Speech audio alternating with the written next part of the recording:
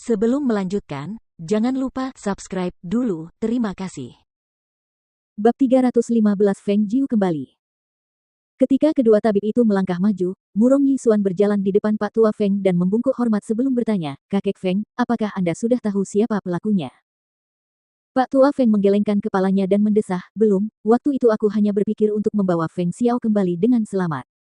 Aku tidak sempat memeriksa keadaan, sekarang dia sudah tidak sadarkan diri dan nyawanya sudah di ujung tanduk, bagaimana mungkin aku masih peduli dengan hal ini?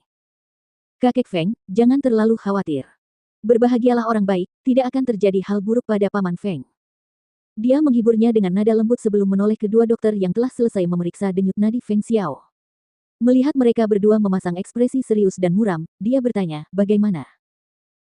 Kedua tabib itu saling memandang sebelum membungkuk dan menjawab, "Pangeran ketiga, Tuan Tua Feng, luka Jenderal Feng sangat parah.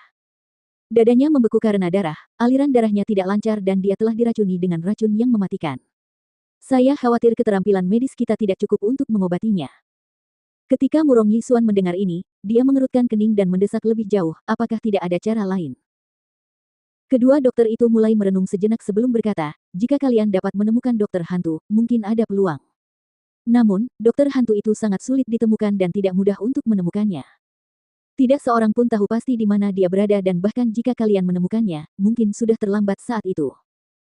Pak Tua Feng sudah mendengar dari para dokter di istana, dan sekarang setelah mendengarkan kata-kata yang sama dari mereka, hatinya lebih siap.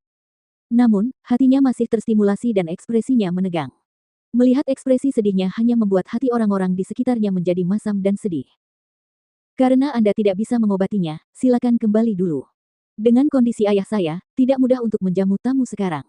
Saya mohon Pangeran ketiga untuk menyampaikan rasa terima kasih kami kepada penguasa atas nama kami."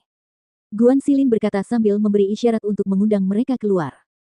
Murong Yisuan melirik Guan Xilin sebelum berbicara kepada Pak Tua Feng, "Kakek Feng, kalau begitu aku akan kembali dulu. Aku juga akan mengirim orang untuk mencari tahu keberadaan dokter hantu.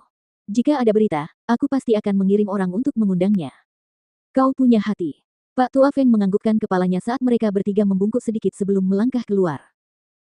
Setelah mereka keluar dari kediaman Feng, Murong Yisuan menyuruh kedua tabib itu untuk kembali terlebih dahulu untuk melapor. Ia segera menuju ke arah pasar gelap, ingin mencari keberadaan dokter hantu. Jika dokter hantu telah kembali ke kota Bulan Berawan, masih ada peluang bagi Paman Feng untuk selamat.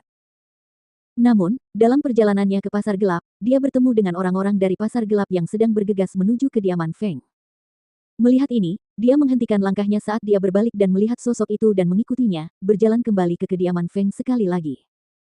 Di istana, Kaisar bertanya dengan cemas, "Bagaimana situasi Feng Xiao?" "Yang mulia, kondisi Jenderal Feng tidak terlalu baik.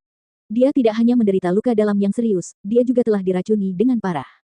Bisa jadi racunnya telah ditekan oleh sejenis pil, atau kalau tidak, dia tidak akan bertahan hidup sampai sekarang. Meskipun demikian, kami berdua telah memeriksa denyut nadinya tetapi tidak berani menyembuhkannya." "Oh, jadi lukanya benar-benar seserius itu?" tanya Kaisar sambil mengerutkan kening. Kedua dokter itu saling berpandangan dan membungkuk lebih dalam sebelum menjawab, "Jika tidak ada keajaiban, dia tidak akan bisa bertahan tadi malam." Ketika mendengar ini, dia menghantamkan tangannya ke singgasana naga sambil bergumam, "Keajaiban?